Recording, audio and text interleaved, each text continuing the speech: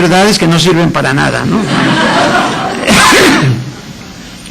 Por fortuna ha cambiado toda la cuestión teológica, ¿verdad? Tenemos ahora una teología que parte de la realidad y que es capaz de dialogar con la realidad. La ciencia puede llevar a descubrir a Dios. Hace 9 años, la revista norteamericana Newsweek dedicó la portada a su artículo central titulado "La ciencia descubre a Dios".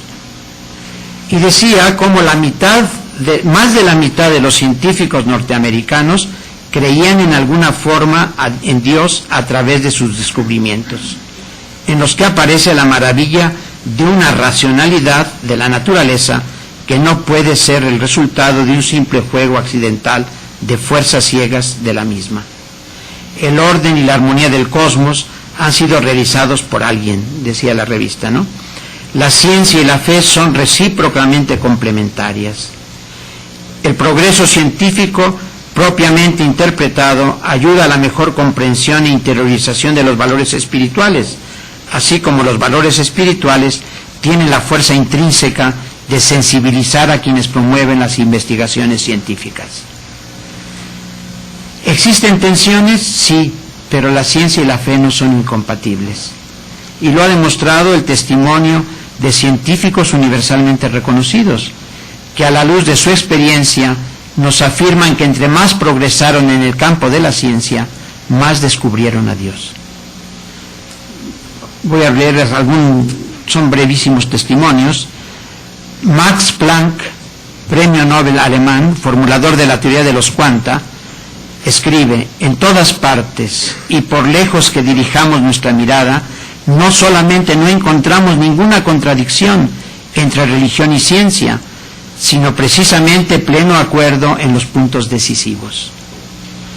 Von Braun, el que logró hacer llegar el primer hombre a la Luna, afirmaba: cuanto más comprendemos la complejidad de la estructura atómica, la naturaleza de la vida o la estructura de las galaxias, tanto más encontramos nuevas razones para asombrarnos ante los esplendores de la creación divina.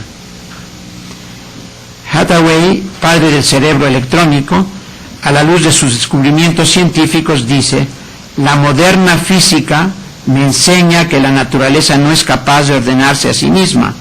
El universo supone una enorme masa de orden, por eso requiere una causa primera grande, que no está sometida a la segunda ley de la transformación de la energía y que por lo mismo es sobrenatural. Schrödinger, premio Nobel de Física, creador de la mecánica ondulatoria, dice: la obra maestra más fina es la hecha por Dios según los principios de la mecánica cuántica. Y por último, Schleich, célebre cirujano que fue el que descubrió la anestesia local, me hice creyente por el microscopio y la observación de la naturaleza, y quiero en cuanto esté a mi alcance contribuir a la plena concordia entre la ciencia y la fe. De la oposición al diálogo y a la colaboración. El cuarto punto de la segunda parte. Aunque todavía existen en el lado de la ciencia y en el de la fe grupos fundamentalistas, afortunadamente hoy vemos un mayor diálogo entre el mundo de la fe y el de la ciencia. Prejuicios del pasado y del presente van siendo superados. Este diálogo ayuda a aprender a la ciencia y a la teología.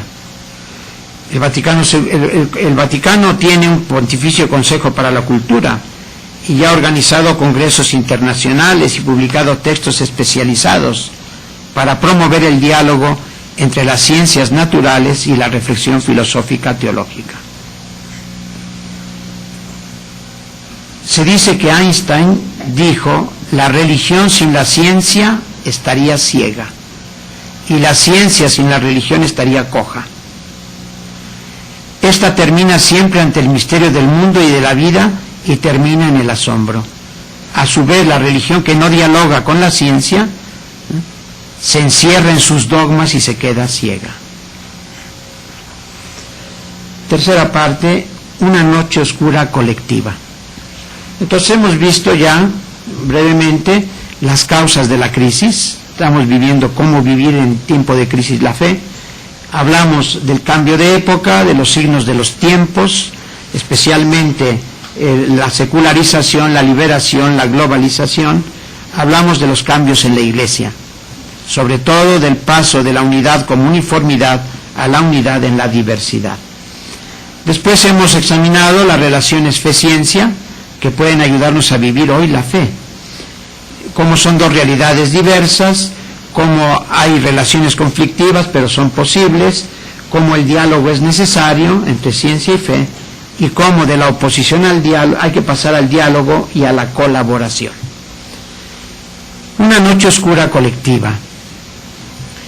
Si bien es verdad todo esto que hemos dicho, los cambios producen la crisis, y la crisis nos deja como indefensos frente a las nuevas realidades. Los místicos cristianos, ¿verdad?, y también los místicos de otras religiones, hablan de que en el desarrollo de la persona humana hay momentos en que esta persona pasa por oscuridades tremendas, cuando se pierde como el sentido de la vida, cuando la persona se hunde en un cansancio, en un desencanto, cuando viene la inseguridad, cuando se ve que los problemas persisten y entonces que no es posible encontrar soluciones. Y los místicos cristianos siempre han invitado en esos momentos de oscuridad a caminar auxiliados con una luz, que es la luz de la fe, la esperanza y el amor cristianos. Podemos decir que eso que pasa en la persona está pasando en este momento en el mundo y en la Iglesia. San Juan de la Cruz distinguía en su antropología el entendimiento, la voluntad y la memoria. Y decía que la persona humana pasaba por la noche del entendimiento, de la voluntad y de la memoria. Noche del entendimiento a nivel colectivo, ¿dónde se manifiesta?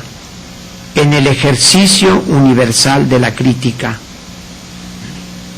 O sea, no tenemos nosotros unas seguridades plenas y entonces entramos en la crítica, es decir, el juicio. Hay que enjuiciar. Y San Juan de la Cruz nos dice que incluso las ideas que nos formamos de Dios tenemos que enjuiciarlas. Nuestras representaciones que hacemos de Dios, porque no son Dios. Santo Tomás de Aquino decía: de Dios sabemos más qué no es que qué es. Y se cuenta de un padre del desierto que en una ocasión un joven que se fue también a vivir vida eremítica se le acercó y le preguntó: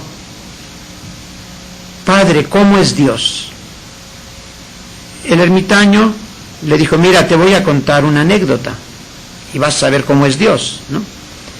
Dice: en una ocasión otro ermitaño invitó a un ciego de nacimiento a desayunar, y mientras le servía la leche, el ermitaño exclamó: ¡qué blanca es la leche! El ciego de nacimiento le dijo: Padre, ¿cómo es el color blanco? Un ciego de nacimiento, ¿no? Blanco, le respondió él, es el color de un cisne. ¿Y cómo es un cisne? Un cisne es un ave de cuello largo y curvo. ¿Y cómo es lo curvo? Afortunadamente la mesa tenía una curvatura, le tomó la mano y le llevó: esto es lo curvo.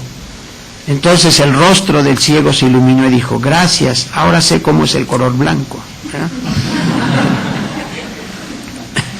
Entonces, la noche del entendimiento a nivel colectivo, pues nos lleva también a criticar todo lo que, o sea, a enjuiciar todo lo que estamos viviendo. Pero ese enjuiciar nos deja en la inseguridad, no tenemos una certeza. También a nivel colectivo hay una noche de la voluntad y del deseo que sufre, que sube de las profundidades mismas de la voluntad del inconsciente y se pregunta por las motivaciones de su fe. ¿Cuántos dicen: bueno, ¿y por qué sigo creyendo? ¿Por qué debo creer o por qué creo? Próximamente se va a publicar un libro de un autor famoso en España, Pagola, que se llama ¿Creer para qué? ¿Creer para qué? hay que superar ese deseo, hay que permanecer siempre insatisfechos. O sea, la noche oscura se supera cuando estamos insatisfechos, cuando superamos el deseo y seguimos buscando. Y también se habla de la noche de la memoria. ¿Qué sería a nivel colectivo la noche de la memoria? El oscurecimiento del lenguaje tradicional. El lenguaje tradicional sería la memoria, lo que hemos aprendido de la fe, lo que nos enseñaron nuestros padres, el catecismo. Y entonces todo ese lenguaje ya no funciona, el lenguaje. Y entonces necesitamos nosotros abrirnos a un nuevo lenguaje, un lenguaje inteligible. Es como si una persona, mientras está dormida o anestesiada, se la llevan a otro país. Cuando despierta, en esa realidad cambiada completamente, oye hablar y no entiende, habla y no le entienden. Entonces necesita poco a poco ir aprendiendo un nuevo lenguaje. La noche oscura se ha convertido en un paradigma simbólico válido para la descripción y la comprensión de fenómenos vitales, históricos, eclesiales y hasta sociales de nuestro tiempo. Hay una noche colectiva hoy, y diríamos sobre todo la noche colectiva de los excluidos y acallados, de los que Aparecida, la última asamblea del episcopado, llama los desechables. Tenemos nosotros una crisis colectiva de civilización, y en esta crisis tenemos que purificar algunas expresiones sociológicas de la fe. Algunas expresiones sociológicas de la fe. ¿Cuánto tengo todavía? Porque llevo 50 minutos. Cuarto punto, una nueva apertura al misterio de Dios. Aquí vamos a ver 3 puntos. 2 tendencias en la experiencia de Dios. Segundo, la fe del cristiano en esta época de crisis. Y tercero, experiencia de Dios y compromiso con la realidad. Frente al hecho de que la fe en Dios parece diluirse en la conciencia de la persona humana moderna, se ha hablado del eclipse de Dios.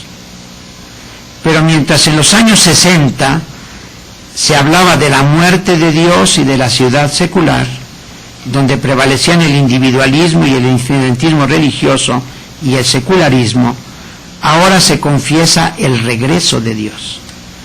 Es decir, en los años 60 se decía la muerte de Dios, ¿en qué sentido?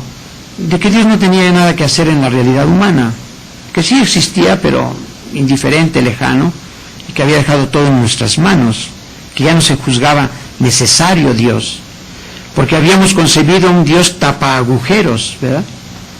Y entonces se decía, y esos agujeros que antes los tapábamos con Dios, los tapa la ciencia.